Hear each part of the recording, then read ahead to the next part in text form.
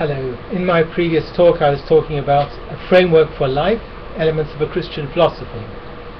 I'd like to cover that same ground again, but in taking another bite of the cherry, as I call it, I want to look at it a little bit more systematically. We start off with the necessary conditions for any possible experience, or even for any possible being. In terms of Christian worldview, we see the Father calling all things into being, the Son holding all things, and the Spirit enabling all things. But in our experience, we see, first of all, the need that there are individuals. I'm not talking here about individuals who are isolated from one another. I'm merely talking about the bare fact that there are individuals, persons and things. If there were no persons and things, there would be nothing, quite literally no thing, no person, no one. There would be no world, because there would be nothing which holds that world in being. It would be simply meaningless and formless and void. So then we have, first of all, persons and things. Now, persons and things don't have their weight, as I've been arguing previously, in terms of who they are in themselves, but rather they are totally dependent upon their being, their distinctive identity, upon the Father who calls all things together. It is the Father through whom all things have their name and calling. So we see then the Father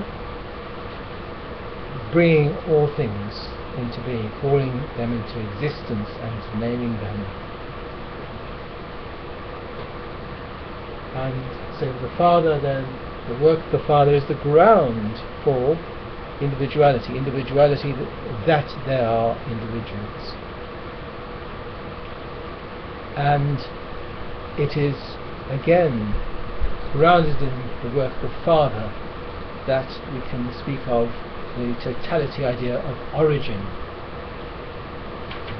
that there is a transcendent origin to which all things, all persons refer, that they are not self-contained, they're not just, as it were, monads on their own, but rather that they all depend, they have an existence on another who is transcendent of them, radically transcendent, not simply an another in this world, but one who transforms, is transcendent of all things.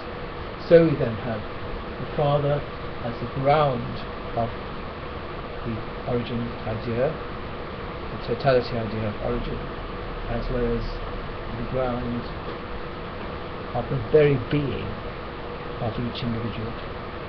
Secondly, we have the Son through whom all things were made.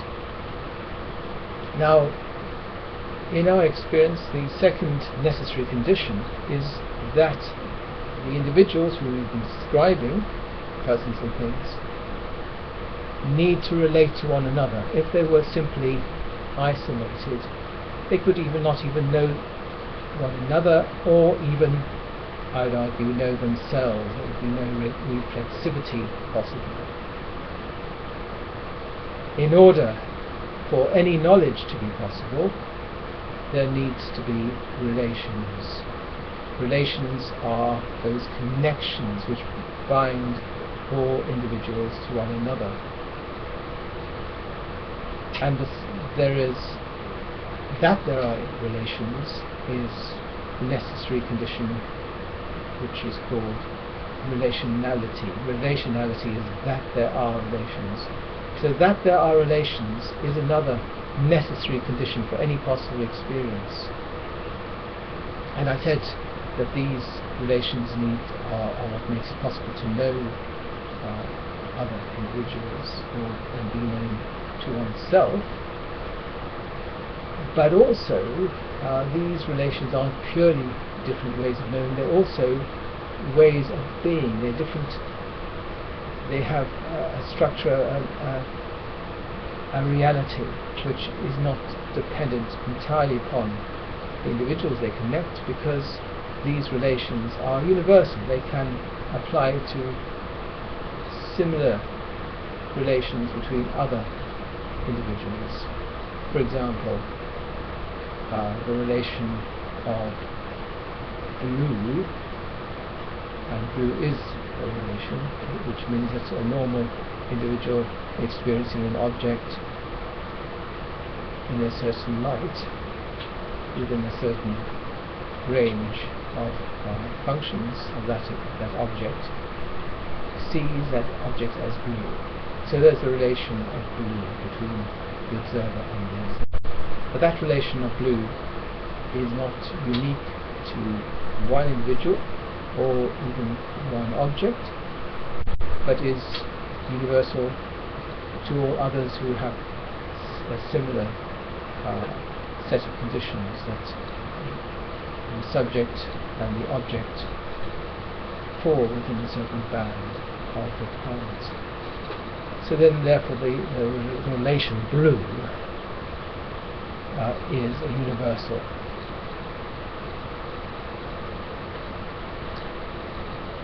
Then we have thirdly, that things happen.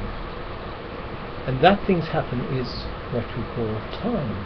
Time is the possibility that things happen at all.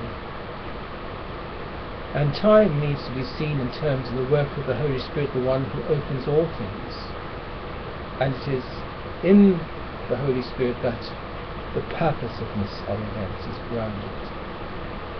Not that we are thinking somehow of a puppet master manipulating puppets, because that assumes that somehow the puppet has a equal ontological status to the puppet master,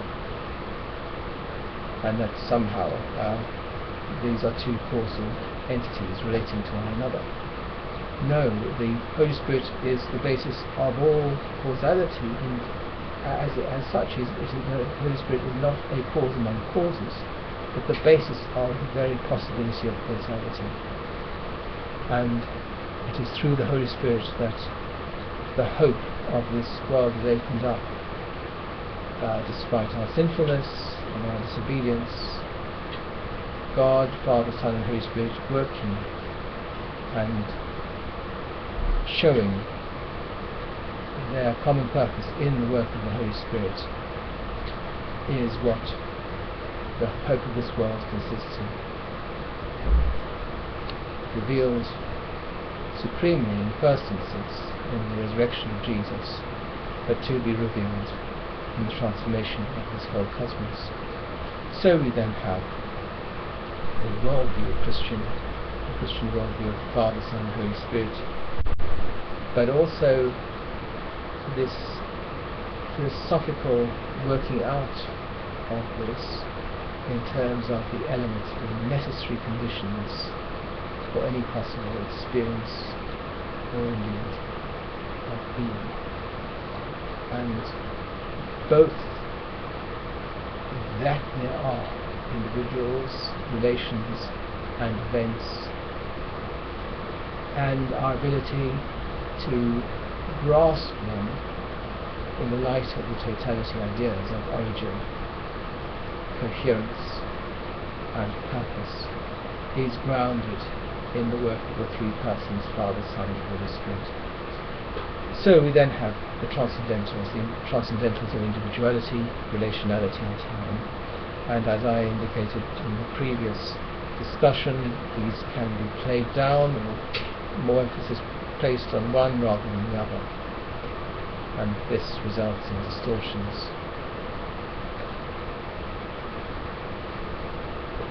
In addition to the Transcendentals, we have the modalities. Now the modalities, as I was explaining previously, were seen and defined by the two Christian philosophers, Hermann Duerwirth and Dirk Vollenhoven, who in the early 1920s were wrestling with the question of how do you make sense of the diversity of different aspects of the world.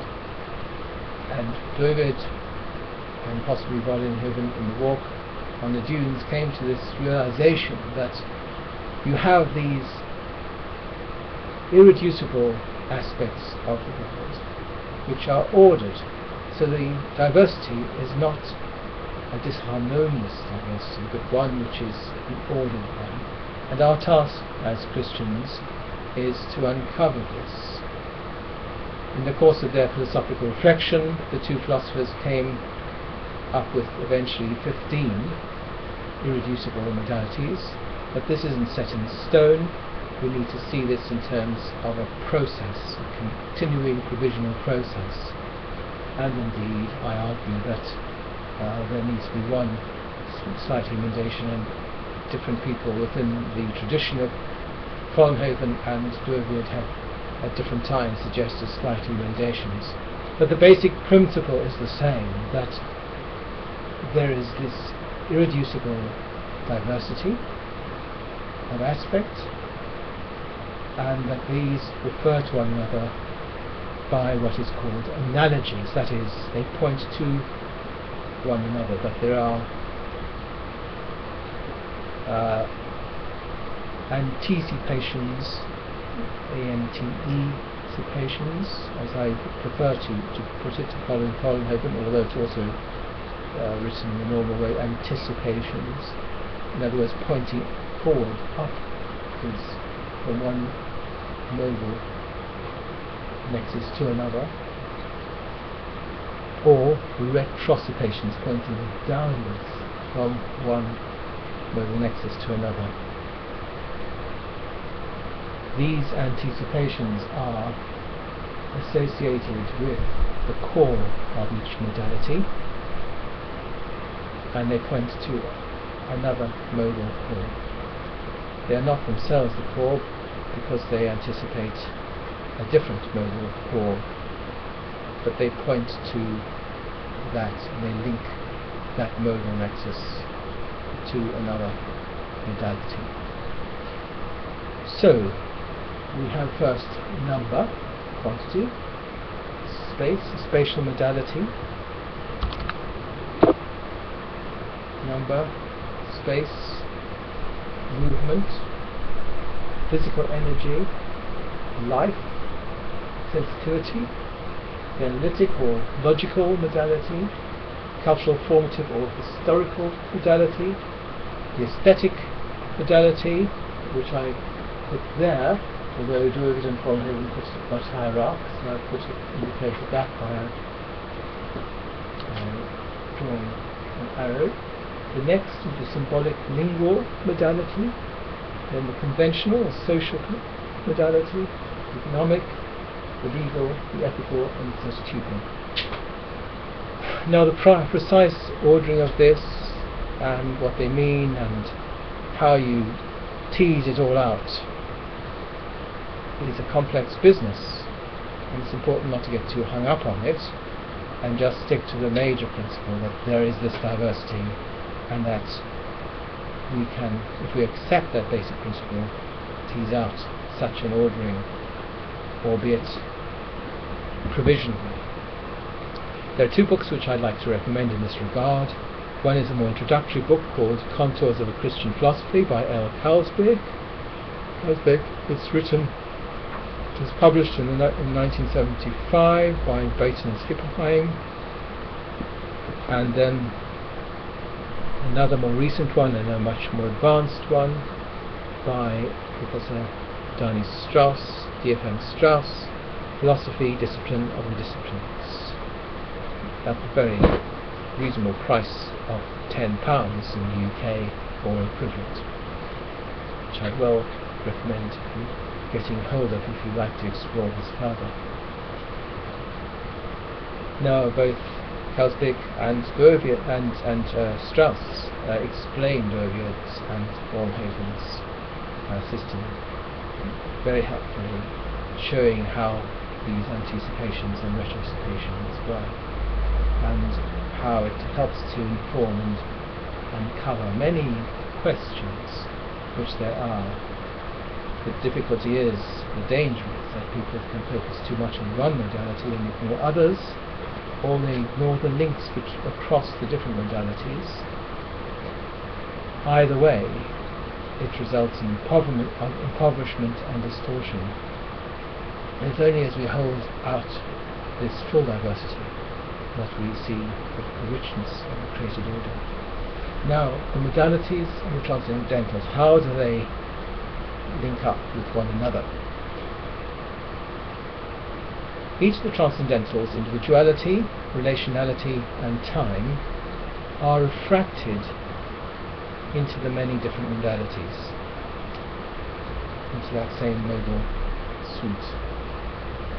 So we see, for example, individuality functions, 15 of them according to the different modalities, or what the Reformational philosopher M.B.